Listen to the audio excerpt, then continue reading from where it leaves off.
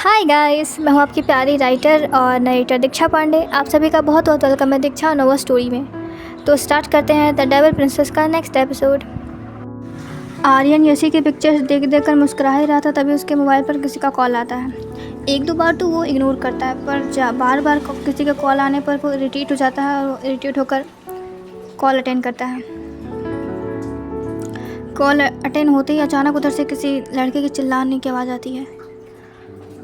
अरे त्रिशम भाई, क्या तुझे अगर भाभी मिल गई इसका ये मतलब तू थोड़ी कि तू अपने ऑफिस, अपने घर, अपने दोस्तों को भूल जाएगा। माना यार कि भाभी सुंदर है, इसका ये मतलब थोड़ी कि तू उनके पीछे उनका नौकर बन जाएगा। ऐसे भी तो तू जा सकता था उनके पास। त्रिशम बोलता है, बकवास बंद कर अपनी, और मैंने तुझे कितनी बार कहा है कि मुझे तू इस नाम से मत बुला। ओके ओके आर्यन जी, बॉडीगार्ड आर्यन। ओके ये सही है।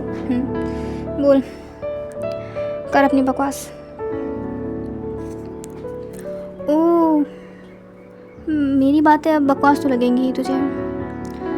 मीठी मीठी बातें करने वाली भाभी जो आ गई है। मोक्ष बकवास मत कर, काम है तो बोल वरना कॉल रख।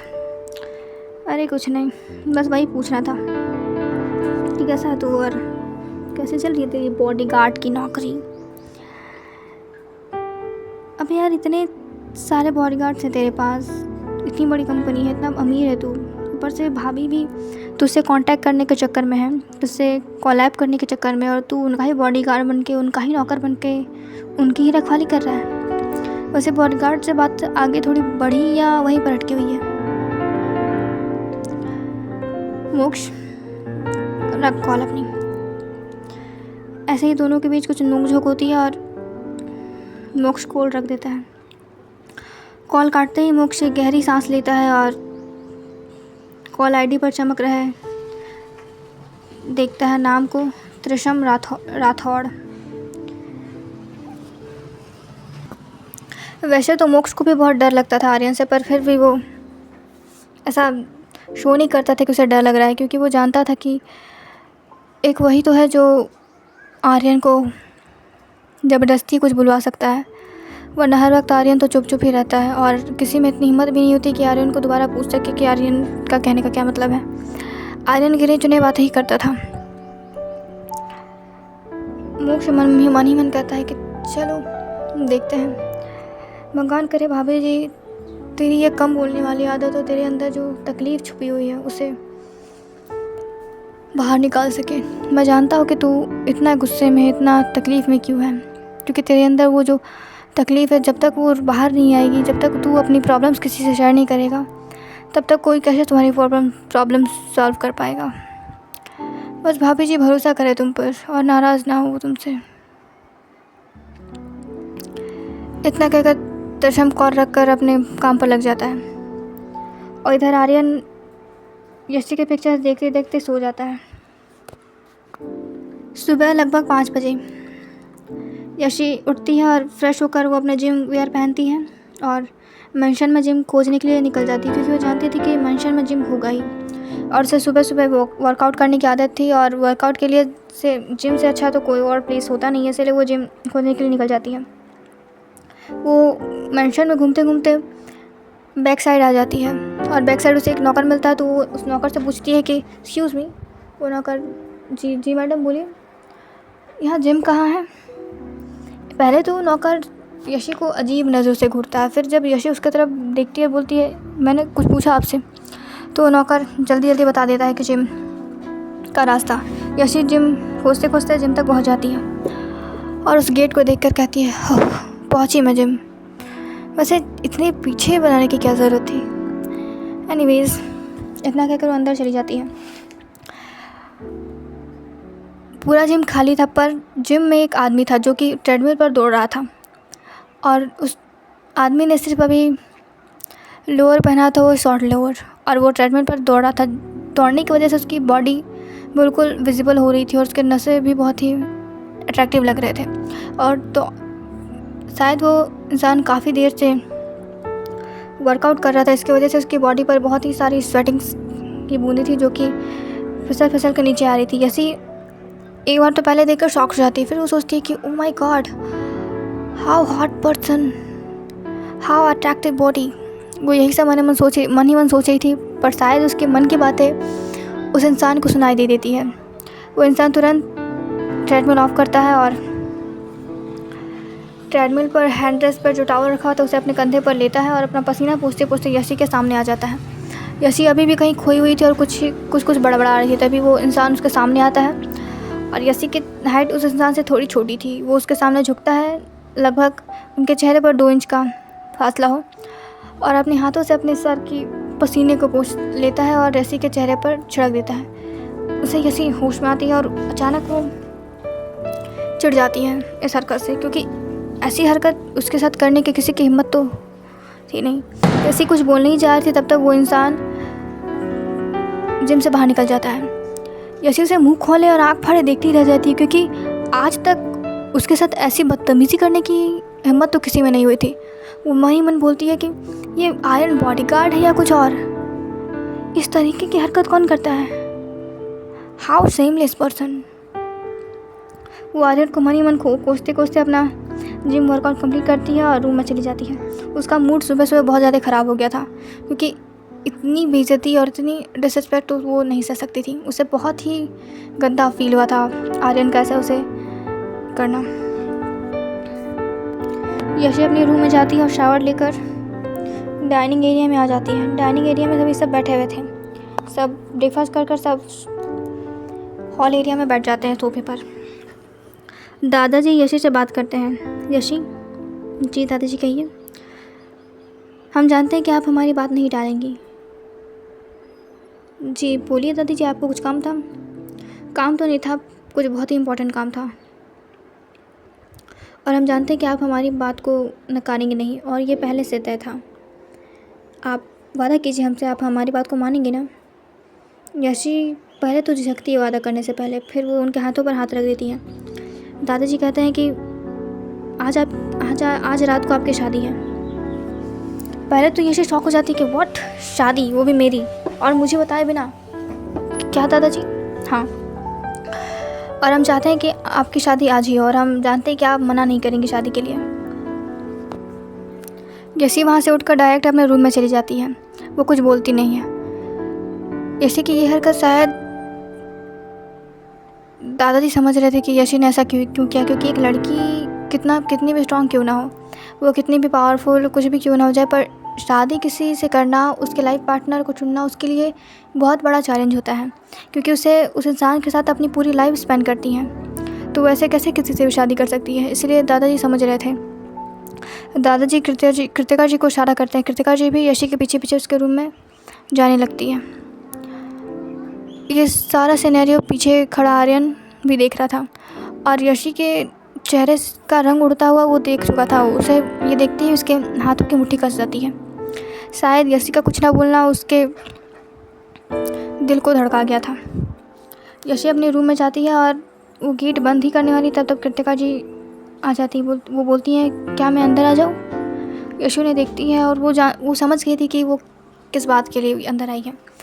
वो अंदर आ जाती है। यशी बेड पर जाकर बैठ जाती है।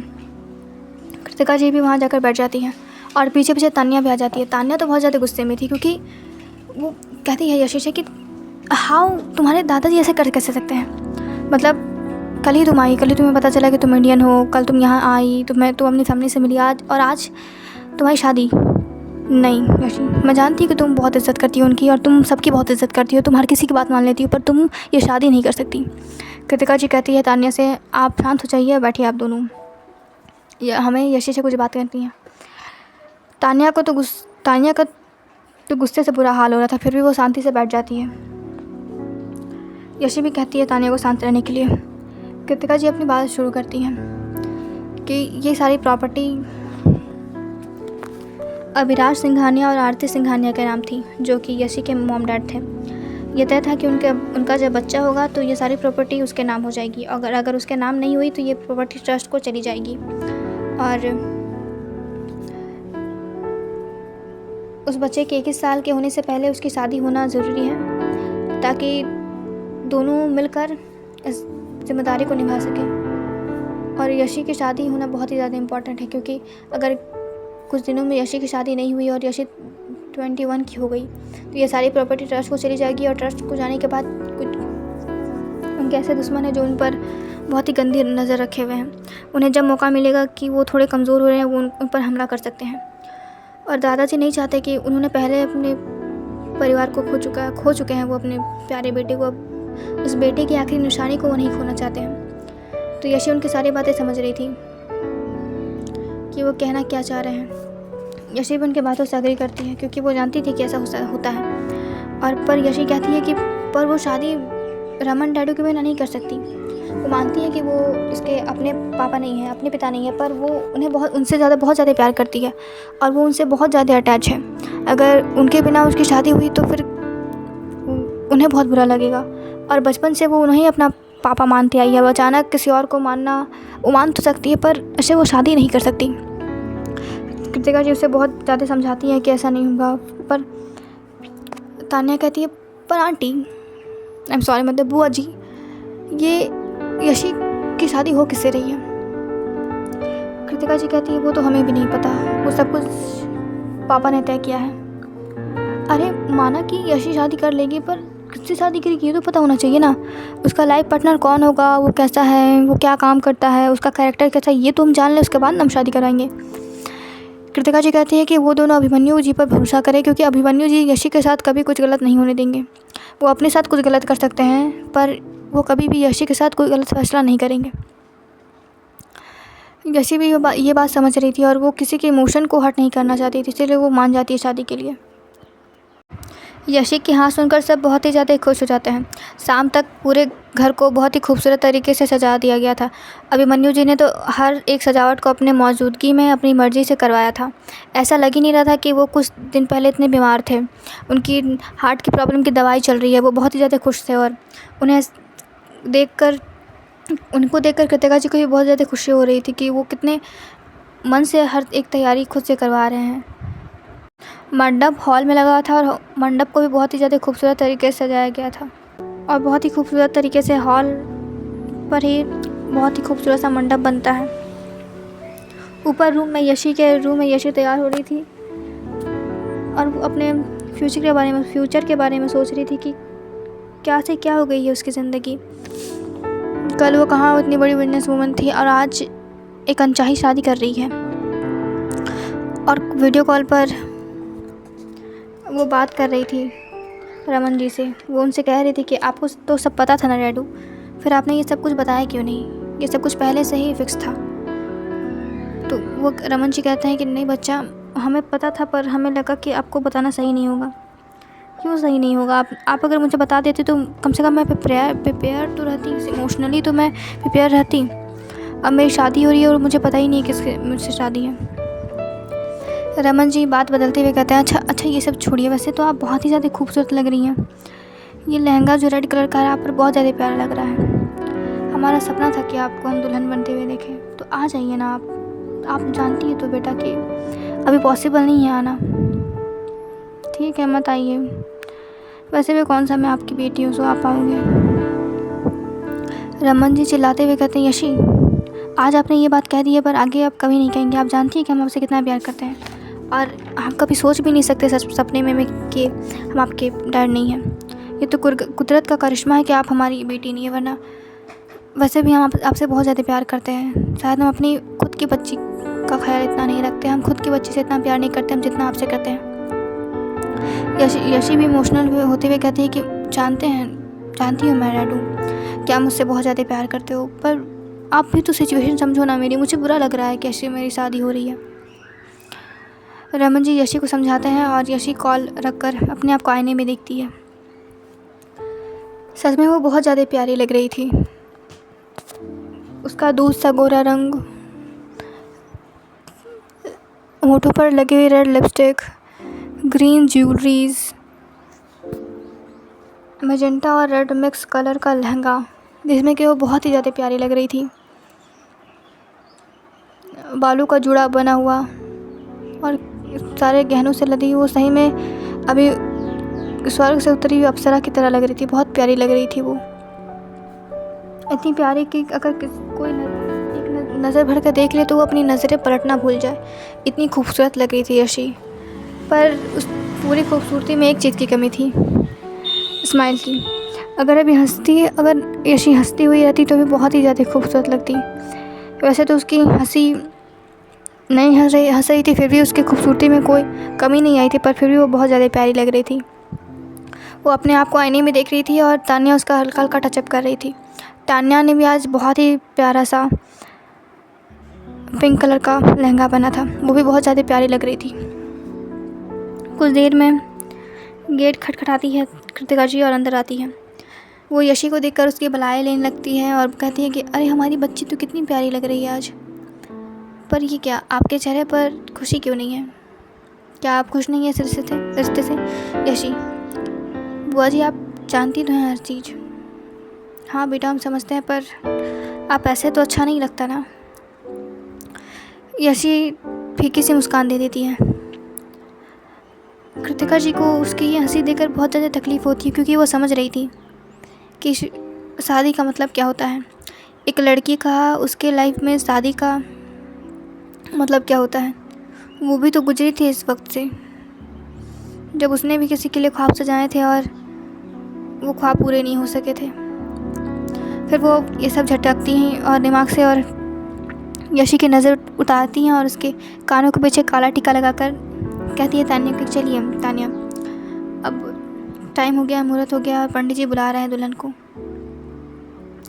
तान्या तो खुश नहीं थी, पर फिर भी वो खुश होने का नाटक कर रही थी, क्योंकि वो जान रही थी कि यशी बिल्कुल खुश नहीं है और अगर वो भी ऐसे बिहेव करेगी तो यशी को और ज़्यादा हर्ट होगा। इसीलिए वो हंसते हुए कहती है चलिए बुआ जी। दोनों यशी को नीचे ले आते हैं। यशी ने अपनी नज़रें नहीं उठाई थी। मेंशन को बहुत ही प्यारे तरीके से सजाया गया था। वो वाइट और रेड का कॉम्बिनेशन से सजाया गया था और हॉल के बीचों बीच एक बहुत ही प्यारा सा मंडप लगा हुआ था।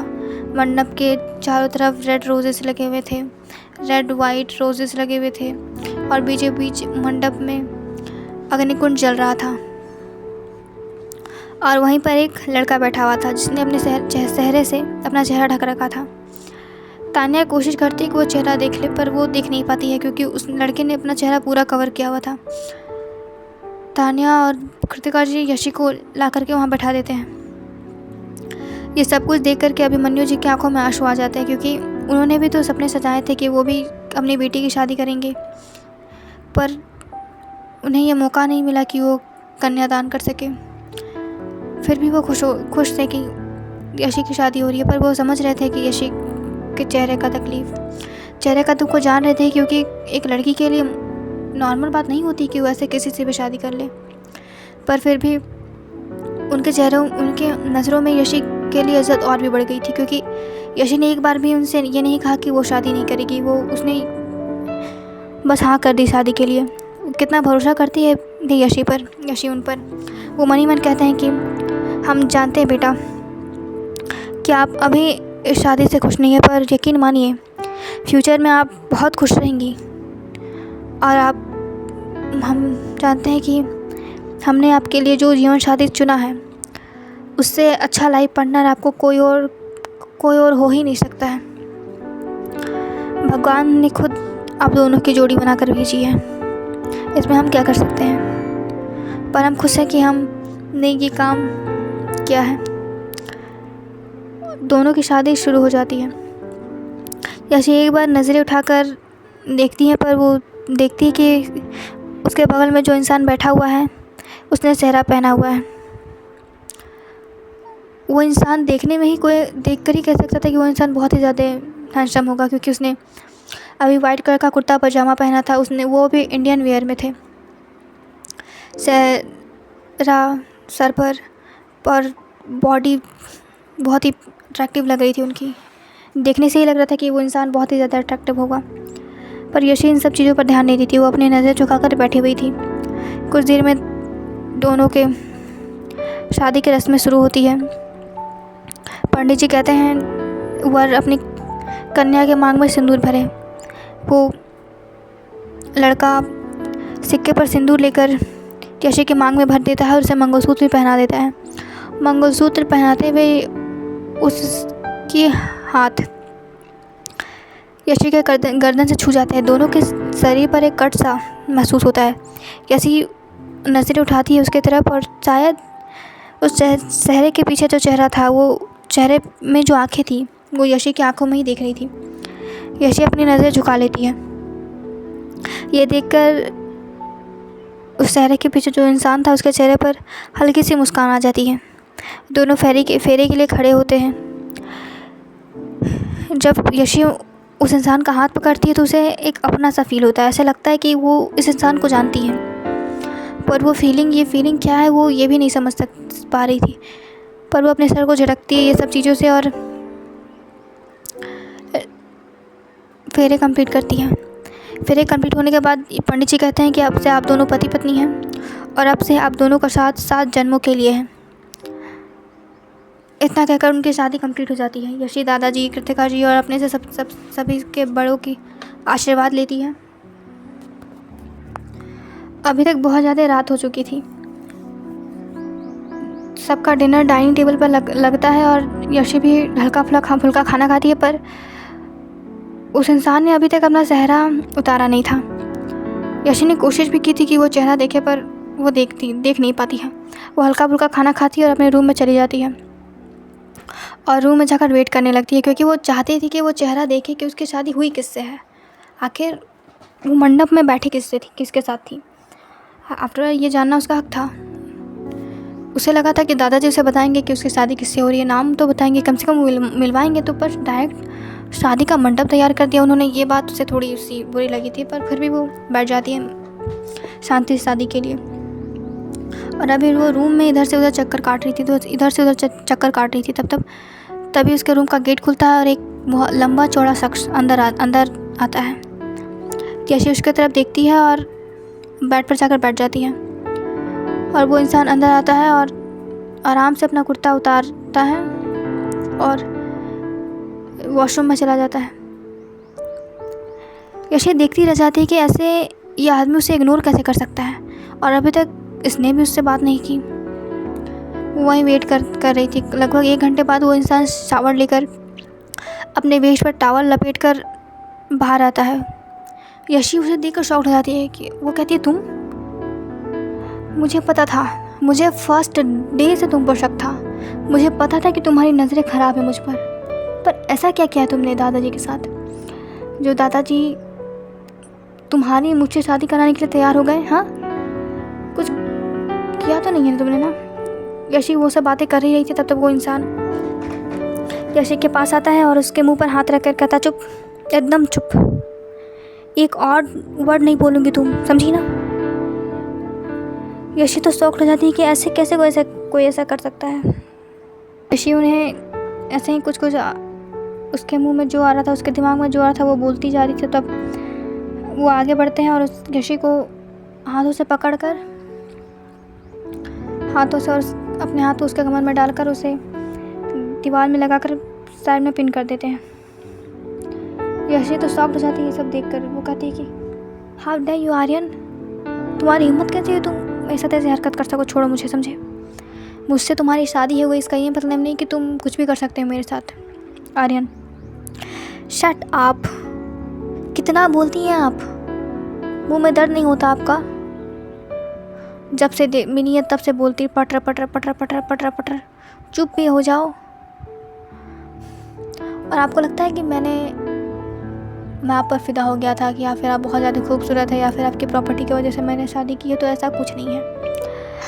आपके दादाजी का मुझ पर बहुत बड़ा एहसान है, जिसकी वजह से उन्होंने कहा मुझसे आपसे कि मैं शादी कर लूँ, मैं मंडप पर बैठ जाऊँ, तो मैं बैठ गया। जिस तरह आपको नहीं पता था कि आपकी शादी किससे हो रही है, उस तरह मुझे भी नहीं पता था, समझी?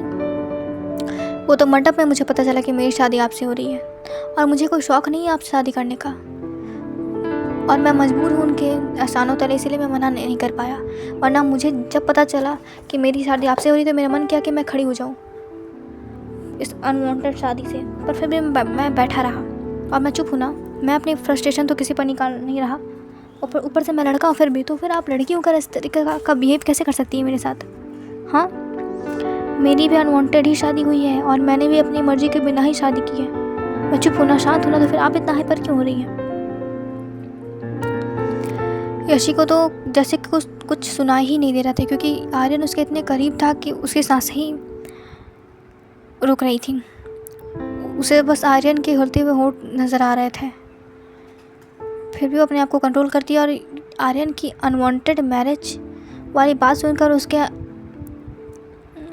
आंखों में आंसू भर जाते हैं, और वो जोर से आर्यन को धक्का देती है और ड्रेसिंग रूम की तरफ भाग जाती है। आर्यन भी अपने खाली हाथों को देखता रह जाता है। यशी के धक्का देने से वो ज़्यादा तो दूर नहीं हुआ था, पर इतना दूर हो गया था कि यशी वहाँ से भाग सके। फिर वो घूम कर ड्रेसिंग रूम की तरफ देखता है और एक गहरी सांस लेता है, और फिर कबर्ड से अपने कपड़े निकाल कर पहन कर बाहर निकल जाता है। बाहर निकलने के बाद जा ही रहा था, तब यामिनी जी की नज़र उस पर पड़ जाती है और वो खुश हो जाती है और अंदर चली जाती है। उनके वहाँ से जाते ही आर्यन वो जिधर से गई थी उस साइड दिखता है और मन ही मन कहता है, जितनी खुशियाँ मनाना चाहती हैं आप बड़ी मैडम, ओफ बड़ी माँ, मना लीजिए। अब तो आपकी बर्बादी होगी। आपकी बर्बादी तो मेरी जान ही करेगी, पर आपकी वजह से जो मैंने अभी अपनी बेबी को, अपनी नई नवेली दुल्हन को नाराज़ किया है, उसकी आंखों में आपकी वजह से आंसू आए, उसका बदला तो मैं लूँगा। उसकी पनिशमेंट तो आपको मिल के रहेगी। खैर देखते हैं मेरी भूखी शेरनी क्या करती है आपके साथ। उसके बाद तो मैं हूँ ही, और आई एम डैम श्योर वो ऐसे तो आपको जाने नहीं देगी। बस एक बार पता चल जाए ना उसको कि जो सब कांड हुआ है उसकी लाइफ में, जो सब प्रॉब्लम्स आई हैं, जो सब पेन आया है जो आपकी वजह से है, फिर आपका क्या हाल होगा ये तो मैं इमेजिन करते हुए भी मुझे डर लग रहा है। जंगली बिल्ली है वो बिल्कुल।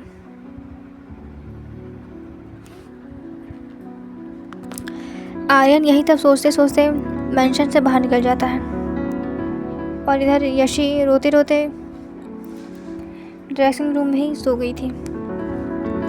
उसकी जब सुबह आँख खुलती है तो वो देखती है कि वो ड्रेसिंग रूम में। फिर वो सोचती है कि वो ड्रेसिंग रूम में क्यों सो रही है।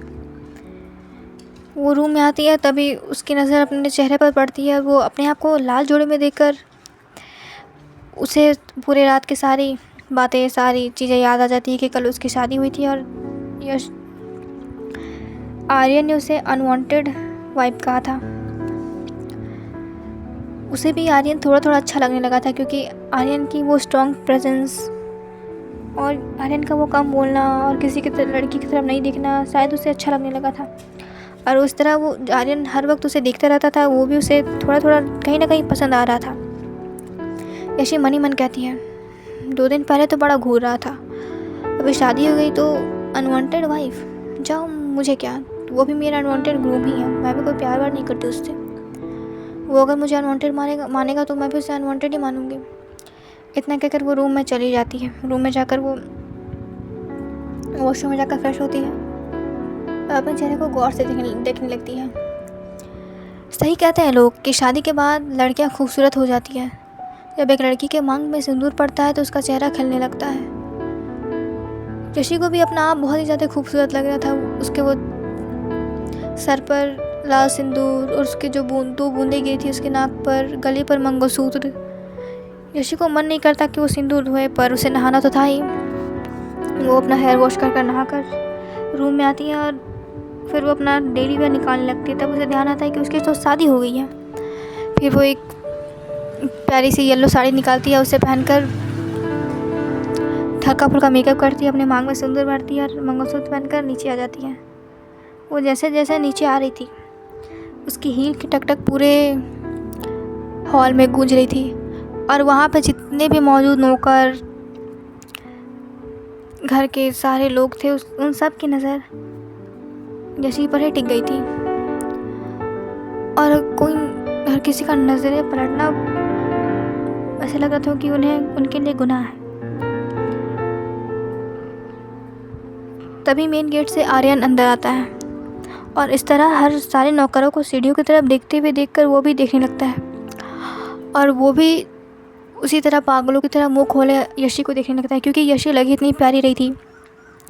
एक तो उसकी हाइट अच्छी थी और वो पतली थी, उसकी स्लिम बॉडी थी, और उसने अभी येलो कलर का हल्की कढ़ाई वाला साड़ी पहनी थी और उसके स्लीवलेस ब्लाउज़ पहना था जिसमें कि वो बहुत ही प्यारी लग रही थी और उसकी बॉडी शेप भी बहुत ही अच्छे से विजिबल हो रही थी। यशी को देखकर आर्यन के चेहरे पर हल्की सी मुस्कान आ जाती है, पर उसे ध्यान आता है कि वो जैसे यशी को इमेजिन कर रहा है ऐसे वो देख रहा है, वैसे तो बाकी नौकर भी देख रहे हैं। वो देखकर उसे गुस्सा आ जाता है और वो बगल पे पड़ा हुआ वाश ज़मीन में फेंक देता है। आर्यन को देखकर सब अपने अपने काम में लग जाते हैं, क्योंकि वो जानते थे कि आर्यन की शादी उनकी यशी मैडम से हो गई है और वो आर्यन का गुस्सा भी जानते थे, इसलिए वो अपने काम में लग जाते हैं। और ऐसे वो आर्यन कहर भरी नज़रों से उनकी तरफ देखता है कि वो डर कर अपना काम करने लगता है। यशी की नज़र भी आर्यन पर जाती है और अपनी नज़र फेर लेती है, और उसे नज़रें फेरते हुए आर्यन ने देख लिया था। आर्यन को बहुत तेज़ गुस्सा आता है कि यशी उससे ऐसे नज़रें कैसे फेर सकती है। वो सोचता है कुछ बोले, पर वो शांत हो जाता है, क्योंकि वो जानता था कि वो लोग अभी डाइनिंग एरिया में हैं और वो ऐसे हर किसी के सामने अपने इज़्ज़त का, अपने रिश्ते का मजाक नहीं बनाना चाह रहा था। वो चुपचाप अपने रूम में चला जाता है, यानी यशी के रूम में। उसने अपने कपड़े भी वहीं पे सेट कर लिए थे। वो शावर लेकर वो भी नीचे आ जाता है और यशी अभी डाइनिंग टेबल पे बैठी हुई थी और सबके साथ ब्रेकफास्ट कर रही थी। आर्यन बाहर जाने लगता है, तभी अभिमन्यु जी आर्यन को आवाज़ देते। आर्यन के पास आता। जी बोलिए सर। आप ये कैसी बातें करते हैं सर? नहीं दादाजी, अब मैं आपका भी दादाजी हूँ, क्योंकि मैं यशी का दादाजी हूँ तो मैं आपका भी दादाजी हूँ। और आप कहाँ जा रहे थे? वो मैं बाहर जा रहा था। क्यों?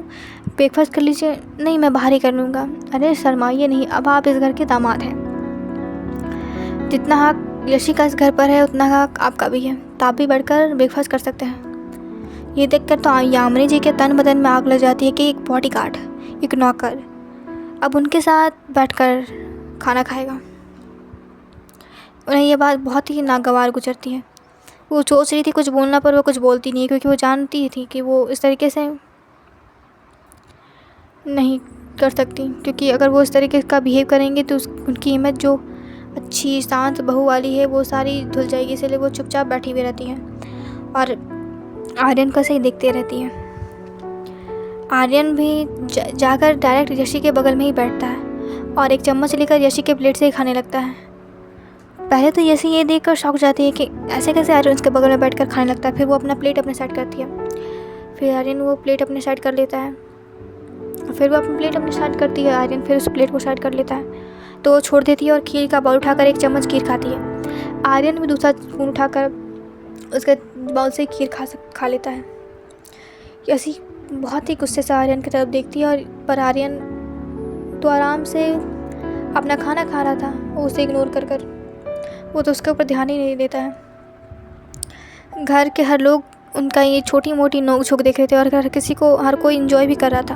उन्हें तो लगा था कि ऐसे वो दो लोगों की शादी उनकी मर्ज़ी के बिना करवा देंगे तो उन दोनों के बीच लड़ाई होगा, झगड़ा होगा या फिर कुछ होगा। पर शादी के दूसरे दिन उन दोनों के बीच इतना प्यारा नोक-झोंक ये देखकर सबको बहुत ज़्यादा खुशी होती है। यशी भी कुछ नहीं बोलती, क्योंकि उसे गुस्सा तो बहुत आ रहा था आर्यन के ऊपर, पर वो नहीं चाहती थी कि वो अपने दादाजी को डिसअपॉइंट करे या फिर दादाजी का दिल दुखाए, इसलिए वो शांति से खाती ही रहती है। जब उन लोग ब्रेकफास्ट कर रहे थे तभी दादाजी कहते हैं कि हम चाहते हैं कि ये शादी सीक्रेट रहे। यशी उनकी तरफ देखती है। क्यों दादाजी? आप तो जानती हैं ना बेटे कि हमारे कितने दुश्मन हैं, और हम नहीं चाहते कि हमारी दुश्मनी की वजह से आप दोनों के रिश्ते पर कोई आ जाए, और हम अभी इस शादी को पब्लिक नहीं करना चाहते हैं। और हम चाहते हैं कि आप आज से ऑफिस ज्वाइन करें, और प्लीज़ आप थोड़ा गेटअप चेंज करके आइएगा, क्योंकि हम नहीं चाहते किसी को पता चले कि आप शादीशुदा हैं। ओके दादाजी। और आर्यन, आप हर वक्त यशी के साथ रहेंगे, एक पल भी आप यशी को अकेला नहीं छोड़ेंगे।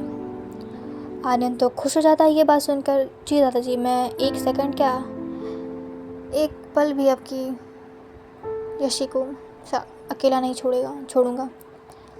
यह सब बातें तो दादाजी नहीं सुन पाते, वो आधी बातें ही सुन पाते हैं, पर बाद वाली लाइन आर्यन ने यशी पर जोर देकर बोली थी, और ये बात सिर्फ यशी ही सुन पाती है। वो उसे घूर कर देखती है और रूम में चली जाती है। वो भी उसके पीछे पीछे रूम में चला जाता है। कुछ देर में तान्या बाहर खड़ी होकर यशी और आर्यन का वेट कर रही थी। तान्या ने अभी ऑफिस वेयर पहना हुआ था क्योंकि वो यशी के साथ ही ऑफिस जाने वाली थी, और प्रोफेशन में वो यशी के फ्रेंड के साथ साथ वो यशी की असिस्टेंट भी थी, तो उसके साथ ऑफिस जाना तो बनता था। और जब तान्या की नज़र जाती है यशी और आर्यन पर तो वो उन्हें देखती ही रह जाती है, क्योंकि दोनों अभी बिल्कुल मेड फॉर ईच अदर लग रहे थे। यशी ने अभी वाइट बिजनेस सूट पहना था जिसमें कि वो बहुत ही ज़्यादा एलिगेंट लग रही थी, और उसके हेयर भी बिल्कुल स्ट्रेट थे, और उसने भी अभी ब्लैक गॉगल्स लगाए हुए थे, और सन की लाइट की वजह से उसका चेहरा बिल्कुल चमक रहा था। वो बहुत ही ज़्यादा ब्यूटीफुल लग रही थी और बहुत ही ज़्यादा कॉन्फिडेंट लग रही थी।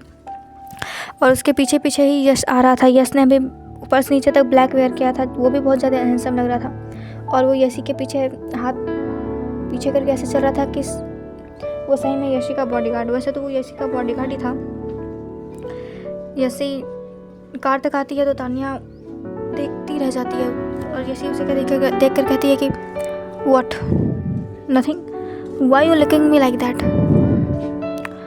अरे यार यशी, तू कितनी ब्यूटीफुल लग रही है। तुम बिहेव तो ऐसे कर रही हो जैसे तुमने मुझे पहली बार देखा है। नहीं, मैंने पहले भी तुम्हें ऐसे देखा है, बट आज तो तुम ऐसे लग रही हो जैसे कि किसी की शामत आने वाली है। यशी मनी मन कहती है आने तो वाली है। तभी आर्यन कहता है बैठिए मैम। आर्यन के मुंह से मैम सुनकर यशी अचानक उसकी तरफ देखती है, तो आर्यन के चेहरे पर अभी उसे चिढ़ाने वाली थोड़ी सी मुस्कान थी। यशी उसका चेहरा देखकर बिल्कुल चिढ़ जाती है, और वो उसे ऐसे देख रही थी जैसे कि उसने अभी कोई कड़वा करेला खा लिया हो, और फिर वो मुंह बनाकर बैठ जाती है। तान्या उसे देखकर कहती है गुड मॉर्निंग जीजू, वैसे बाय द वे आप भी बहुत ज़्यादा हैंडसम लग रहे हैं। आर्यन तो हवा में ही उड़ने लगा था कि तान्या के मुंह से जीजू सुनकर उसे बहुत ज़्यादा खुशी होती है, और वो बोलता है जीजू। तान्या हाँ, अब आप यशी के हस्बैंड हैं तो मेरे जीजू ही ना हुए। आर्यन हाँ, बैठिए आप। हाँ, ओ प्लीज़ जीजू, आपको मेरे साथ ऐसी फॉर्मेलिटी करने की कोई ज़रूरत नहीं है। आप अपनी मैडम जी के साथ फॉर्मेलिटी कीजिए, उन्हें प्रोफेशनल लोग बहुत ज़्यादा पसंद होते हैं। इतना कहकर तान्या भी बैठ जाती है, और यशी तो आगे से बैठी हुई थी। आर्यन का गेट बंद कर ड्राइविंग सीट पर बैठ जाता है और ड्राइव करने लगता है, और उनकी कार जैसे मैंशन से बाहर निकलती है, कार के आगे पीछे ब्लैक कार्स लग जाती है 2-3। तान्या ये देखती है ओ, मतलब पूरी सिक्योरिटी का इंतज़ाम कर रखा है अंकल ने। यशी बोलती है व्हाट, कुछ बोलना कुछ नहीं, कुछ नहीं। कुछ देर में दोनों सिंघानिया इंडस्ट्री के सामने आकर रुकती है उनकी कार। आर्यन यशी का गेट खोलता है और यशी कार से बाहर निकलती है, और वो अपने सनग्लासेस पहनते हुए निकलती है। और वो जैसे जैसे कंपनी में आगे बढ़ रही थी, वो जैसे जैसे बिल्डिंग में एंटर कर रही थी, हर किसी की नज़र उन तीनों पर लग रही थी। यशी बीच में थी, उसके लेफ्ट साइड में आर्यन चल रहा था, और उसके राइट साइड में तान्या चल रही थी। वैसे तो आर्यन ने अपने चेहरे पर मास्क लगा हुआ रखा था, पर फिर भी वो बहुत ही ज़्यादा हैंडसम लग रहा था। कोई इसे देखकर ही बता सकता था कि वो इंसान बहुत ही ज़्यादा हैंडसम है, और हर किसी की नज़र ज़्यादातर यशी पर अट्रैक्ट हो रही थी, क्योंकि यशी इतनी कॉन्फिडेंट और इतना स्ट्रॉन्ग प्रेजेंस उसका लग रहा था कि हर किसी की नज़र उस पर टिकी जा रही थी। और कहीं ना कहीं ये सब देखकर आर्यन को थोड़ी जलन भी हो रही थी कि ऐसे कैसे उसकी न्यूली वाइफ को ऐसा कोई देख सकता है, पर वो कुछ कर भी नहीं सकता था। वो जानता था कि ये इम्पॉर्टेंट है यशी के लिए। और यशी डायरेक्ट मीटिंग रूम में जाती है। मीटिंग रूम में अभी मीटिंग चल रही थी। गेट खुलते ही हर किसी की नज़र एंट्रेंस गेट पर चली जाती है। हर कोई यशी को देखकर खड़ा हो जाता है। वैसे तो वो लोग यशी को पहचानते नहीं थे, पर पता नहीं उनका मन क्यों क्या यशी को देखकर खड़ा होने का हर कोई खड़ा हो जाता है। यहाँ पर जितने शेयर होल्डर्स थे सब खड़े हो जाते हैं, पर अंकुर जी अभी भी बैठे हुए थे, और अंकुर जी की नज़र डायरेक्ट यशी पर थी। उनका चेहरा देखकर साफ साफ कोई भी कह सकता था कि यशी का यहाँ आना उन्हें पसंद नहीं आया हो, पर फिर भी वो मजबूरी में खड़े होते हैं। और सूरज भी यशी के पास आता है और बोलता है दीदी आप यहाँ। यशी हाँ, अपनी कंपनी संभालने आई हूँ। सूरज के चेहरे पर तो कोई फ़र्क नहीं पड़ता ये सुनकर, क्योंकि वो जानता था कि ये कंपनी आफ्टर ऑल यशी की ही है, और यशी के डैड की है। वो तो बस संभाल रहा है इस कंपनी को। पर ये चीज़ें शायद अंकुर जी को पसंद नहीं आई थी। अंकुर जी अपने चेहरे पर झूठी स्माइल लाकर कहते हैं, अरे यशी बेटा, आप कल ही परसों तो आई हैं अब बाहर से, तो आप रेस्ट कीजिए घर पर, कंपनी मैं संभालूंगा। यशी, नहीं नहीं चाचा जी, बड़े पापा जी, आप क्यों इतना मेहनत करेंगे, करिएगा, मैं हूँ ना, मेरी डैड की कंपनी मैं संभाल लूँगा, आप जाइए घर पर रेस्ट कीजिए। उनका चेहरा देखकर साफ साफ कोई भी कह सकता था कि अंकुर जी को ये बात बिल्कुल पसंद नहीं आई है, पर फिर भी अपने गुस्से को कंट्रोल कर अंकुर जी वहाँ से निकल जाते हैं, क्योंकि वो जानते थे कि वो कुछ बिगाड़ नहीं सकते हैं, क्योंकि रियलिटी तो यही थी कि ये कंपनी यशी के नाम ही थी और यशी की ही होनी थी ये कंपनी। पर फिर भी पता नहीं उन्होंने ये चीज़ अपने दिमाग में क्यों बैठा ली कि ये कंपनी उनकी हो जाएगी, वो इसमें मेहनत करेंगे। तो मेहनत क्या, वो तो इस कंपनी को डुबा रहे थे, क्योंकि काम तो करना आता नहीं था उन्हें। फिर भी ये कंपनी जो थोड़ी मोड़ी टिकी हुई थी वो सूरज की वजह से टिकी हुई थी। यशी जाकर सीईओ की चेयर पर बैठ जाती है और सबको बैठने को कहती है। तान्या भी असिस्टेंट की जगह पर जाकर बैठ जाती है और सब सारे शेयर होल्डर तो शॉक्ड होकर यशी को ही देख रहे थे कि ऐसे कैसे कोई भी लड़की आई और अभी जो यहाँ पर बैठा हुआ था वो इंसान उसे बाहर निकाल दिया और वो चले भी गए। पर उनकी किसी की हिम्मत नहीं होती कि यशी से वो कुछ बात कर सके और कुछ बोल सके। यशी उनसे बात करती है कुछ देर और कंपनी का जायज़ा लेती है कि कंपनी कैसे चल रही है, और कुछ ही देर में उसे समझ में आ जाता है कि कंपनी ठीक हालत में नहीं चल रही है। आफ्टर ऑल वो इतनी बड़ी बिजनेस वूमन थी, तो उसे समझ में आना ही था कि क्या प्रॉब्लम हो रही है इस कंपनी में। सूरज वहीं खड़ा था। सूरज बोलता है, चलिए दी, मैं आपको आपका केबिन दिखा देता हूँ। यशी सूरज के पीछे पीछे चली जाती है। सूरज एक बड़े से कैबिन के पास आकर रुकता है। वैसे तो उस कैबिन में ताला लगा था, पर वो कैबिन बिल्कुल ही साफ़ सुथरा था, जैसे कि रेगुलर उस कैबिन की सफाई होती है हो। सूरज उस कैबिन का लॉक खोलता है और यशी को अंदर जाने को कहता है। सब अंदर आ जाते हैं। वो कैबिन बहुत ही बड़ा था और उस कैबिन में ब्लू और वाइट के कॉम्बिनेशन से सारे इंटीरियर बना हुआ था। और उसके फर्नीचर भी पुराने ही थे, पर वो बहुत ही साफ़ सुथरे लग रहे थे और वो बहुत ही ज़्यादा स्टाइलिश था। सूरज कहता है, ये अभिमन्यु चाचू का कैबिन है और आज से ये आपका कैबिन है। वैसे तो इस कैबिन का मैंने बहुत ही अच्छे से ख्याल रखने की कोशिश की है, पर फिर भी आप इस कैबिन का ख्याल और भी ज़्यादा अच्छे तरीके से रख पाएंगे। इतना कहकर सूरज बाहर निकल जाता है। तान्या भी जब यशी का चेहरा देखती है तो उसे भी लगता है कि शायद उसे अभी यशी को थोड़ा स्पेस देना चाहिए। वो आर्यन को भी इशारा करती है। आर्यन भी बाहर चला जाता है। अभी उस पूरे कैबिन में सिर्फ यशी अकेली थी। वो हेड चेयर के पीछे देखती है तो वहाँ पे एक बड़ी सी एक इंसान की पिक्चर लगी हुई थी। ये थे अभिमन्यु सिंघानिया, यशी के डैड। उसमें वो बहुत ही ज़्यादा कॉन्फिडेंट और बहुत ही ज़्यादा स्मार्ट लग रहे थे। यशी उन्हें उनका देखती है और फिर बोलती है, आई नो डैड, आपके साथ बहुत लोगों ने बहुत बुरा किया है। आई प्रॉमिस, आपके साथ जिन जिन लोगों ने जितना बुरा किया है मैं उनके साथ उनसे भी बुरा करूँगी। फिर वो उस सीईओ की चेयर पर बैठ जाती है। जाकर उस चेयर पर बैठते ही उसे एक अपनेपन का फील होता है। ऐसा उसे लगता है कि शायद ये चेयर कब से उसे अपने पास बुलाना चाहती थी। उसे बहुत ही अच्छी फीलिंग आ रही थी इस चेयर पर बैठकर, बहुत ही प्रोटेक्टिव फीलिंग आ रही थी।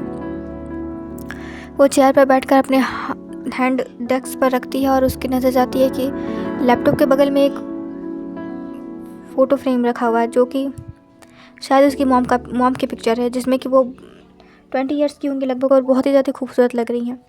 और ये पिक्चर शादी से पहले की है। देखने में ही लग रहा था कि ये पिक्चर शादी से पहले की है। और इस पिक्चर शायद छुप के खींचा हुआ हो ये पिक्चर। उस पिक्चर को देखकर यशी के चेहरे पर मुस्कान आ जाती है, क्योंकि वो समझ जाती है कि शायद उसके डैड ने उसकी मॉम की पिक्चर छुप कर कहीं से खींची है और ये उन्होंने अपने डेस्क पर लगाई है।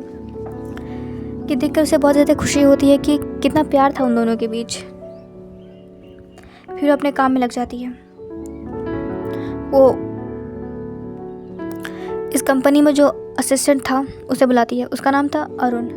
अरुण अंदर आता है और अरुण बहुत ही ज़्यादा खुश लग रहा था, क्योंकि वो जानता था कि अंकुर जी इस कंपनी को बर्बाद कर रहे हैं और इस कंपनी को एक नए और सीईओ की ज़रूरत है जो इस कंपनी को संभाल सके। वो काम तो अभिमन्यु जी के अकॉर्डिंग करता था, पर फिर भी उसे अंकुर जी की भी कुछ कुछ बातें माननी पड़ती थी, और वो जितनी भी वो उनकी बातें मानता था वो सारी कंपनी, वो सारे प्रोजेक्ट फ्लॉप ही जाते थे। पर फिर भी वो क्या कर सकता था, क्योंकि वो तो था एक एम्प्लॉय। अब वो कुछ बोल तो सकता नहीं था, पर फिर भी वो बहुत ही कोशिश करता था कि वो अपना काम बहुत ही अच्छे तरीके से करे। वो अंदर आता है, बोलता है मैं कम इन मैम, यशी कम इन। अंकुर आकर खड़े हो जाता है, वो बोलता है good evening ma'am, good evening. उससे नहीं मैम, मेरा नाम अंकुर है। अंकुर? नो नो मैम, मेरा नाम अनुज है। ओ अनुज, ओके। अनुज, मुझे इस कंपनी की जितने भी प्रोजेक्ट्स चल रहे हैं अभी, और जितने भी प्रोजेक्ट्स पहले लॉस्ट में गए हैं, उन सब के सभी फाइल मुझे अभी चाहिए। अभी मैम? ओके, मैं अभी स्टोर रूम में जाकर सारी फाइल्स लेकर आता हूँ। कि लेकर आओ। अनुज वहाँ से चला जाता है। कुछ देर में यशी को काम करते करते ब्लैक कॉफ़ी की ज़रूरत पड़ती है। वो इंटरकॉम बजाती है और अपने लिए एक ब्लैक कॉफ़ी मंगाती है। कुछ देर में उसके कैबिन में नॉक होता है। वो कहती है कम इन, और कुछ टाइम में उसके डेस्क पर एक ब्लैक कॉफ़ी रख दिया जाता है। वो एक नज़र ब्लैक कॉफ़ी को देखती है, फिर ब्लैक कॉफ़ी देने वाले को देखती है। उसकी नज़र जाती है उस पर, तो वो देखती है कि ये तो आर्यन है। वो कहती है तुम यहाँ क्या कर रहे हो आर्यन? मैम, ये मेरा काम है, और मैं आपका बॉडीगार्ड हूँ, तो मेरा फ़र्ज़ बनता है कि मैं आपको प्रोटेक्ट करूँ। मुझे यहाँ प्रोटेक्शन की कोई ज़रूरत नहीं है। नहीं मैम, खतरा कहीं से भी आ सकता है। हो सकता है कि इस कॉफ़ी में कोई आपको जहर मिलाकर दे दे और आप मर जाओ, तो सारा इल्ज़ाम तो मुझ पर आएगा ना, क्योंकि मैं आपका बॉडीगार्ड हूँ और मेरी जिम्मेदारी बनती है मैं आपको बचाऊँ। यशी, क्या बकवास कर रहे हो तुम? जितना तुम्हें कहा जाए उतना करा करो। मुझे एक्स्ट्रा बोलने वाले लोग पसंद नहीं। मैम, मैं एक्स्ट्रा कहाँ बोल रहा हूँ? क्या तुम मुझे बार बार मैम मैम कह रहे हो? ऑब्वियसली आप मैम है तो मैं मैम ही कहूँगा ना। आई नो आप मेरी वाइफ है, तो वो वाइफ तो आप मेरे घर पर हैं। यहाँ तो आप मेरी मैम है, तो बॉस है तो मैं आपको बॉस ही कहूँगा ना। मेरा दिमाग पहले से ही बहुत ख़राब है, कैसा ना हो कि मुझे गुस्सा आ जाए, मैं कुछ कर दूँ। निकलो यहाँ से। आर्यन इतने बोलने के बावजूद वहाँ से निकलता नहीं और यशी के चेयर के पीछे खड़े हो जाता है।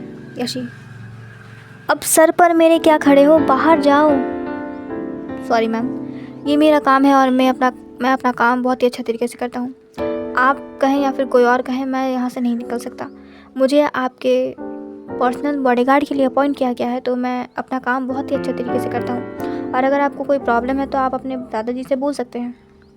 यशी, तुम्हें पता है कि मैं उन्हें नहीं बोल सकती कुछ, और मैं उनके बात को मना नहीं कर सकती, इसलिए तुम ऐसा कर रहे हो ना। अब आपकी मर्जी, आप जो समझें। आप ये भी समझ सकती हैं कि मेरा मन कर रहा है यहाँ पे खड़े होने का। व्हाट? नो, आप काम करिए। वैसे तो मैं यहीं पर हूँ, आपको किसी भी चीज़ की ज़रूरत पड़े तो आप मुझे बोल सकती हैं। नहीं, मुझे बोलने की क्या ज़रूरत है। हाँ, मुझे अभी अकेले रहने की ज़रूरत है। तुम क्या बाहर जा सकते हो? आई एम सॉरी मैम, मैं ये तो नहीं कर सकता, मैं आपको अकेले नहीं छोड़ सकता। फाइन, जो करना है करो, बस मेरे सर से साइड हो जाओ। Okay ma'am. आर्यन वहीं पे बगल में सोफे पर जाकर बैठ जाता है। यशी को ये देखकर गुस्सा तो आता है, पर वो अपने गुस्से को कंट्रोल कर लेती है, क्योंकि इतनी देर में उसे समझ तो आ गया था कि आर्यन उसकी एक बात मानने वाला नहीं है, और शायद आर्यन ये जानबूझकर कर रहा है उसे चिढ़ाने के लिए, और आर्यन को कहीं ना कहीं मज़ा आ रहा है उसे परेशान कर, इसीलिए वो शांत हो जाती है। Thank you so much guys for listening my story. अगर आपको इस स्टोरी पसंद आ रही है तो प्लीज़ इस चैनल को सब्सक्राइब कर दे और मेरी वीडियो को लाइक कर दे। और अगर आपको इस स्टोरी का नेक्स्ट पार्ट चाहिए तो प्लीज़ इस वीडियो पर कमेंट करें नेक्स्ट पार्ट, तो मैं आपके लिए नेक्स्ट पार्ट अपलोड कर दूँगी। आज पूरे दिन यशी को आर्यन ने ऐसे ही परेशान किया था। कभी वो उसके साथ लंच करने को बैठ जाता, कभी वो उसके प्लेट से खा लेता, कभी वो बोलता कि वो उसके काम में मदद करना चाहता है और वो पूरा काम बिगाड़ देता। यशी को समझ में आ रहा था कि आर्यन ये सब जानबूझकर कर रहा है, क्योंकि इतना तो इरिटेट कोई नहीं कर सकता। एक टाइम के बाद यशी ने रिएक्ट करना ही बंद कर दिया, क्योंकि वो समझ गई कि आर्यन इसलिए ये सब कर रहा था कि वो चिढ़े और आर्यन से लड़ाई करे, और आर्यन को भी मज़ा आ रहा था यशी से ऐसे बिहेव करने में। पूरे दिन ऐसे ही आर्यन यशी को परेशान करता है। कुछ टाइम में ऑफिस ऑफ होने का टाइम हो जाता है, सब घर के लिए निकल जाते हैं। घर के लिए निकलने के बाद यशी अपने रूम जाती है और फिर अपने कुछ इम्पॉर्टेंट डॉक्यूमेंट्स पैक करने लगती है। और कुछ टाइम में वो नीचे आती है और उसके पीछे पीछे तान्या भी थी। आर्यन वहीं दादाजी के साथ बैठकर हॉल में के सोफे पर बात कर रहा था। यशी कहती है दादाजी से, दादाजी मैं लंदन जा रही हूँ। व्हाट? हाँ, अभी 2 घंटे में हम लोग निकलेंगे, कुछ इम्पोर्टेंट काम है क्या? क्यों बेटा? दादाजी तो घबरा जाते हैं। क्यों बेटा, आपको यहाँ कोई प्रॉब्लम है क्या? किसी ने कुछ कहा आपसे? कोई बात हमारी बुरी लगी? आप ऐसे कैसे हमें छोड़कर जा सकती हैं? यशी, दादाजी आप इतना टेंशन क्यों ले रहे हैं? रिलैक्स, मैं हमेशा के लिए नहीं जा रही, कुछ इम्पॉर्टेंट ग्लिच आ गया है कंपनी में, उसके वजह से मैं जा रही हूँ और फिर मैं वापस आ जाऊँगी। ओके, अच्छा आप जा रही हैं तो आप आर्यन को भी साथ लेकर जाइए। यशी, व्हाट? क्यों दादाजी? नहीं, ये आपका पर्सनल बॉडीगार्ड है और ये मत भूलिए कि आप लोगों की शादी हो गई है, जैसे भी हालातों में हुई है, अब ये आपका पति है और इसका आपके साथ हर वक्त होना बहुत इम्पोर्टेंट है।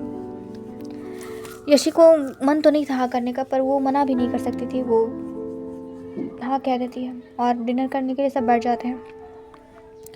आर्यन भी अपने सर्वेंट क्वार्टर में जाने लगता है, तो पर दादाजी उसे ज़बरदस्ती वहीं पर बैठा देता है। वो भी साथ में डिनर करने लगता है, पर पूरे डिनर टाइम में वो टकटकी लगाए यशी को ही दिख रहा था और उससे पता नहीं क्यों अंदर से बहुत खुशी हो रही थी। ऐसा नहीं था कि वो फ्लैट में बैठा नहीं था, कभी वो जेट पर बैठा नहीं था, पर वो अभी उसे इतनी खुशी हो रही थी कि वो उस खुशी को शब्दों में बयां ही नहीं कर पा रहा था। क्योंकि जब उसने सुना कि यशी लंदन जा रही है तो उसका भी दिल बैठ गया था। एक सेकंड के लिए तो उसकी सांसें ही थम गई थी कि क्या यशी उसे छोड़कर लंदन जा रही है? क्या वो दोबारा कभी नहीं आएगी? क्या वो यशी को दोबारा देख नहीं पाएगा? ये सब उसके दिमाग में बातें चलने लगी थी। पर जब दादाजी ने कहा कि वो आर्यन को भी लेके जाए और यशी ने हाँ कर दी, तो उसके चेहरे पर अलग ही खुशी दिख रही थी। वो बहुत ही ज़्यादा खुश हो रहा था और यशी को उसके चेहरे पर ये खुशी साफ साफ नज़र आ रही थी। पता नहीं क्यों उसे ये देखकर बुरा नहीं लग रहा था, उसे भी हल्की सी अंदर से खुशी ही हो रही थी आर्यन को इतना खुश देखकर। उसे बुरा नहीं लग रहा था कि आर्यन उसके साथ जा रहा है, उसके काम में डिस्टर्बेंस होगा या फिर ऐसा कुछ होगा, उसे ऐसा कुछ फील नहीं हो रहा था, उसे अच्छा ही लग रहा था। ये सब बातें उसके दिमाग में चल रही थी। वो इस सब बातों को झटकती है और वापस अपने रूम में चली जाती है। उसके पीछे पीछे आर्यन भी चला जाता है। ऐसी उससे कहती है, आपको ज़्यादा कपड़े लेने की ज़रूरत नहीं है, आप एक छोटा सा बैग पैक कर लीजिए, हम वहाँ पर ज़्यादा दिन नहीं रहेंगे, वहाँ पर हम 1 दिन रहेंगे और एक मीटिंग इम्पॉर्टेंट वो कर आ जाएंगे। आर्यन हाँ कहकर अपने कुछ कपड़े पैक करने लगता है। आर्यन को ये खुशी थी कि कम से कम यशी ने उससे बात तो की और यशी ने उससे आप कहकर बात की। मतलब क्या यशी उसकी इज़्ज़त करती है? उसे पहली बार ऐसा फील हो रहा था कि वो भी पति है, वो किसी के लाइफ में इम्पोर्टेंस रखता है, कोई इससे सजेशन लेता है, ऐसा उसे फील हो रहा था। उसे बहुत ही ज़्यादा खुशी हो रही थी। कुछ देर में तीनों जेट पर थे। आर्यन ने अभी भी 3-piece सूट पहना हुआ था ब्लैक कलर का, जिसमें कि वो हमेशा की तरह ही बहुत ज़्यादा हैंडसम लग रहा था। और उसके बगल में यशी बैठी हुई थी, जो कि अपने लैपटॉप पर कोई वर्क कर रही थी, और उसके बगल में दानिया बैठी थी, जो कि कुछ फाइल्स रीड कर रही थी और बीच बीच में यशी से बातें कर रही थी। आर्यन जेट से बाहर दिख रहा था, शायद वो किसी बहुत ही गहरी सोच में था। कुछ टाइम में तीनों लंदन पहुंच जाते हैं। जेट लैंड करती है और लैंड करते ही यशी बाहर निकलती है और यशी के बहुत सारे बॉडीगार्ड्स फैले हुए थे। आर्यन में पीछे पीछे बाहर निकलता है और वो कॉल पर किसी को कुछ इंस्ट्रक्शन देता है और वो देखता है कि यशी के इतने सारे बॉडीगार्ड्स हैं, तो वो सोचता है कि वाह, मेरी प्रिंसेस तो क्वीन निकली, amazing, I love his guts, इसी गट्स से तो हम प्यार हो गया मुझे इसके। वो ये सब बातें कर ही रहा था। कुछ देर में तीनों कार में थे और थोड़ी देर में यशी के मैंशन पहुंच जाते हैं। वो मैंशन में बहुत ज़्यादा खूबसूरत था। यशी अंदर जाती है और उसके पीछे पीछे तानिया और आर्यन दोनों अंदर जाते हैं। हॉल पर रमन जी बैठे हुए थे। यशी तो जाकर पहले उनसे मिलती है और कहती है कि मैंने आपको बहुत मिस किया डैडू। आपको पता है कि बहुत सारी चीज़ें हुई हैं जो मैं आपको बता भी नहीं सकती। रमन जी समझ जाते हैं कि यशी को अपनी शादी की बात कर रही है, पर वो उसे थोड़ा कंसोल करते हैं और उससे प्यार से बात करके उसे रूम में भेज देते हैं और वहीं सोफे पे बैठ जाते हैं और आर्यन भी उनके सामने भी आकर बैठ जाता है। दोनों को ऐसा लग रहा था देखकर कि शायद दोनों एक दूसरे को बहुत पहले से जानते हैं और शायद रमन जी को ये बात पहले से पता थी कि आर्यन की शादी यशी से होने वाली है। रमन जी, देखिए ये बात हमें पहले नहीं पता थी कि आप कैसे इंसान हैं, इसलिए हमने आपसे वैसे बदतमीजी की थी, पर हम वैसे भी आप बहुत ज़्यादा गुस्से वाले इंसान हैं और हम चाहते हैं कि आप हमारी बच्ची से गुस्से से बात ना करें। हाँ, वो थोड़ी गुस्से वाली है, पर आप उससे बहुत ही प्यार से डील कीजिएगा, आप उससे प्यार से बातें करिएगा, आप उसे कोई चीज़ प्यार से समझाइएगा तो वो समझ जाएगी।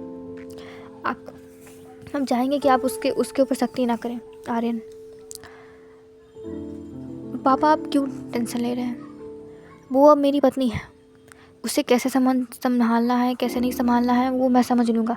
और आपको जेन्युइनली लगता है, आपको सच में लगता है कि मैं अपनी जान से गुस्से में बात करूँगा, मैं अपनी जान के ऊपर चिल्लाऊँगा, मैं अपनी जान के ऊपर गुस्सा करूँगा? आप ऐसा सोच भी कैसे सकते हैं? चोट उसे लगती थी तो दर्द मुझे होता था, आँखों में उसके आंसू आते थे तो तकलीफ़ मुझे होती थी, और आप ऐसे बात कर रहे हैं जैसे कि मैं कोई जालिम इंसान हूँ। माना कि मैं थोड़ा स्ट्रिक्ट हूँ और मुझे गुस्सा आता है, गलत बातों पर आता है, पर मैं अपनी जान के ऊपर कभी गुस्सा नहीं कर सकता। मैं अपनी जान के ऊपर चिल्लाने से पहले मैं अपना मुंह न जला लूँ।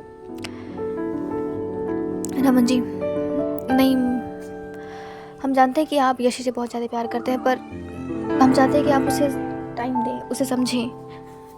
आर्यन, टाइम ही तो दे रहा हूँ मैं उसे, और आज तक टाइम ही तो देते आया हूँ, पर अब मुझसे वेट नहीं हो रहा है। मुझे उससे बातें करनी है, मुझे उसे बताना है कि मैं उससे कितना प्यार करता हूँ, मुझे उसे बताना है कि वो कौन है, उसकी शादी किससे हुई है, वो क्वीन है।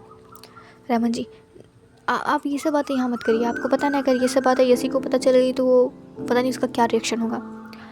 आर्यन, हाँ, इसी बात की तो डर है हमें, मुझे कि पता नहीं यशी को जब ये सब पता चलेगा तो उसका रिएक्शन क्या होगा, और कहीं वो नाराज़ ना हो जाए। रमन जी, हाँ, हम हर चीज़ सह सकते हैं पर यशी का गुस्सा नहीं सह सकते। हम नहीं चाहते कि वो हमसे नाराज़ हो। ये जिम्मेदारी आपकी बनती है कि आप यशी को ऐसा उससे बहुत ही प्यार से और उससे बहुत ही जेंटल तरीके से डील कीजिएगा ताकि वो हमसे गुस्सा ना हो जाए। हम नहीं सह सकते उसकी नाराज़गी। रमन जी कहते हैं। आर्यन, हाँ, मैं भी समझता हूँ। अच्छा, मैं देख कर आता हूँ कि क्या कर रही है हमारी जान, पक्का काम ही कर रही होगी। रमन जी, आप भी तो ऐसा ही हैं। आर्यन हल्का सा मुस्कुराते हुए ऊपर की तरफ चला जाता है। वो देखता है कि यशी अभी बेड पर बैठी हुई है और अभी यशी ने नॉर्मल वेयर पहना हो, अभी उसने ड्रेस चेंज कर लिया है। उसने अभी नीचे पर शॉर्ट हॉट पैंट और ऊपर एक क्रॉप टी शर्ट पहना हुआ था, जिससे कि उसकी बॉडी को ज़्यादा ही विजिबल हो रही थी। और आर्यन ये देखकर थोड़ा सा हिचकिचाता है अंदर जाने के लिए। वो मन ही मन सोचता है कि ओह गॉड, ये लड़की, एक तो मुझे देखकर मुझे पहले ही कंट्रोल नहीं होता और ये जानबूझकर मुझे सेड्यूस करने में लेके हुई रहती है। क्या करूं मैं इस लड़की का? इतना कहकर वो अंदर आ जाता है और बेड पर ही यशी के बगल में बैठ जाता है। यशी को महसूस होता है कि कोई उसके बगल में बैठा है। वो उसकी तरफ देखती है, फिर अपना काम करने लगती है। फिर वो कहती है कि आप यहाँ क्यों आए? आप अपने रूम में जाइए। आर्यन, ये रूम किसका है? मेरा रूम है ये। तो मेरी शादी आपसे हुई है तो ये रूम भी मेरा हुआ ना। एक्सक्यूज़ मी, माना कि आप मेरे दादाजी के पसंद है और मैंने वहाँ इंडिया में आपको बर्दाश्त कर लिया अपने रूम में, पर इसका ये मतलब नहीं कि मैं आपको यहाँ पर भी बर्दाश्त करूँगी अपने रूम में। आर्यन, बर्दाश्त करने को कहा किसने? हमने आपसे कुछ कहा? और ना ही अभी तक तो मैंने आपसे कुछ कहा भी नहीं है और ना ही हमारी लड़ाई हुई, तो फिर आप मुझसे इतनी चिड़ी भी क्यों रहती है? यशी, जेन्युइनली आप मुझसे ये पूछ रहे हैं कि मैं आपसे चिड़ी हुई क्यों रहती हूँ? सीरियसली आपको नहीं पता कि आपने किया क्या है? नहीं नहीं पता है। एक तो पहली बात, आपका मुझे इस तरीके से देखना मुझे नहीं पसंद है। किस तरीके से देखना? ओह गॉड, जिस तरीके से आप मुझे अभी देख रहे हैं, मैं तो ऐसे ही देखता हूँ हर किसी को। नहीं, आप हर किसी को ऐसा नहीं देखते, आप सिर्फ मुझे ऐसे देखते हैं। ओह, आपने इतना नोटिस भी कर लिया? यशी, नहीं, बस मैंने देख लिया था। और क्या क्या नहीं पसंद आपको मुझ में, आप बता दीजिए, मैं चेंज कर लूँगा। मुझे सब कुछ नहीं पसंद। आपकी वजह से मेरी शादी हो गई आर्यन। शादी आपकी होनी थी, मुझसे नहीं तो किसी और से। पर कैसे ऐसे? मैं एक्सेप्ट नहीं कर पा रही हूँ कि मेरी शादी हो गई है। मैं अचानक, मैं कहाँ थी, कहाँ से कहाँ आ गई हूँ आर्यन। तो आप धीरे धीरे अपने मन को समझाइए। आपको कोई कुछ नहीं है आपके ऊपर बैन कि आप किसी चीज़ को एक ही तरीके से करिए। आप धीरे धीरे अपने आप को समझाइए कि आप मैरिड हैं और मैं आपका पति हूँ, और मैं भी हेल्प करूँगा आपकी कि मैं आपको कंफर्ट कर पाऊँ अपने साथ। मैं आपको इतना कंफर्टेबल कर पाऊँ कि आप अपनी सारी बातें मुझसे शेयर कर सकें, आप मुझे अपना हस्बैंड कबूल कर सकें। यशी, मुझे समझ में नहीं आ रहा मैं क्या करूँ। इतना सारा काम है, फिर ये रिश्ता है। तो आर्यन, तो आपको ये किसने कहा कि आप इस रिश्ते को काम की तरह लीजिए? रिश्ता होता है कंफर्ट के लिए। एक रिश्ता को निभाना नहीं जाता, वो खुद ब खुद निभ जाता है। अगर आप किसी रिश्ते में हैं और आपको एक दूसरे के ऊपर भरोसा है, आप क्यों उस रिश्ते में, आपको ये बात पता है, तो फिर वो रिश्ता टिक जाता है। और ओबियसली हमारा रिश्ता जोड़ने के लिए तो इतने सारे लोग हैं, तो हमें अपने रिश्ते में मेहनत करने की ज़रूरत ही नहीं पड़ेगी। यशी, आर्यन को एक टक देखी जा रही थी कि कितना काम है इंसान, कितने प्यार से इस इंसान ने मेरी इतनी बड़ी प्रॉब्लम सॉल्व कर दी। और यशी के नज़र में साफ साफ आर्यन के लिए इज्जत और भी बढ़ गई थी और दिखाई भी दे रही थी। आर्यन, अब आप मुझे मत देखिए इस तरीके से। किस तरीके से? जिस तरीके से आप मुझे अब देख रही हैं। नहीं, वो बस मैं नहीं आपका ही हूँ, देख लीजिए। मैं मना नहीं करूँगा, क्योंकि मैं आपकी तरह जालिम नहीं ना हूँ। एक्सक्यूज़ मी, मैं जालिम हूँ? हाँ, और मैंने ऐसा कौन सा काम कर दिया जालिमों वाला? आपने मुझे अपने आप को देखने से मना किया, यही तो सबसे बड़ी पनिशमेंट है मेरे लिए। ओह, तो ये पनिशमेंट है आपके लिए? सीरियसली? हाँ। कुछ देर दोनों ऐसी ही बातें करते हैं, फिर यशी अपने वर्क में निकल जाती है। उसके आज रात को ही मीटिंग थी। आर्यन भी अपने काम में निकल जाता है। यशी मीटिंग करके निकलती है। उसके बाद उसका जो बिजनेस पार्टनर था वो कहता है,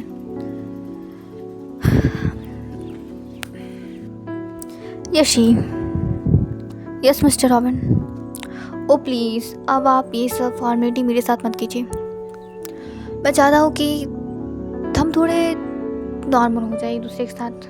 व्हाट? नहीं, मतलब हम बिज़नेस पार्टनर्स हैं और बहुत दिनों से हम बिज़नेस पार्टनर्स हैं। आप मेरे डैड के साथ भी काम कर चुकी है, आप मेरे साथ भी कुछ बहुत सालों से काम कर रही हैं, तो क्यों ना इस बिज़नेस को थोड़ा रिश्तेदारी की तरफ लेके जाया जाए। वैसे तो यशी को थोड़ी थोड़ी समझ में आ रही थी कि क्या कहना चाह रहा है रॉबिन, पर फिर भी वो थोड़ा ध्यान नहीं देती। रॉबिन उसे इनवाइट करता है डिनर के लिए। यशी मना करती है, पर फिर वो तानिया की तरफ देखती है, और ये प्रोजेक्ट बहुत ही बड़ा था और इनकी पार्टनरशिप बहुत दिनों से चल रही थी, और अभी वो मिस्टर रॉबिन को नाराज़ करने का रिस्क नहीं ले सकती, तो इसलिए वो हाँ कर देती है डिनर के लिए। तान्या की वजह से मिस्टर रॉबिन तो बहुत ही ज़्यादा खुश हो जाते हैं और वो निकल जाते हैं ऑफिस से बाहर। यशी, तुम, मुझे नहीं जाना किसी के साथ डिनर पर। यशी, तुम्हें पता नहीं कि ये क्लाइंट हमारे लिए कितना इंपॉर्टेंट है। अगर ये क्लाइंट निकल गया हमारे हंसते, तो हमारा इंडिया से लंदन आना पूरा का पूरा वेस्ट हो जाएगा। तो मैं नहीं चाहती कि ऐसा कुछ वेस्ट हो, इसलिए प्लीज़ तुम मत करना डिनर, तुम बस साथ में बैठ लेना। तुमने देखा नहीं कि वो इंसान किस तरीके से देख रहा था मुझे। What, yeah he looking me like that as a, I don't know, पर मुझे नहीं जाना। तान्या के बहुत इंसिस्ट करने के बाद, बहुत ही समझाने के बाद यशी मान जाती डिनर पे जाने के लिए, पर उससे उसका मन बिल्कुल भी नहीं था। बाय गाइस, मैं आपसे मिलती हूँ द डेविल प्रिंसेस के नेक्स्ट एपिसोड में। तब तक आप अपना ख्याल रखिएगा और प्लीज़ मेरे चैनल को सब्सक्राइब कर दीजिए। और अगर आपको मेरी वीडियोस पसंद आ रही है, मेरी स्टोरीज़ अगर आपको इंटरेस्टिंग लग रही है, तो प्लीज़ मेरे वीडियो पर कमेंट करें। Thank you so much.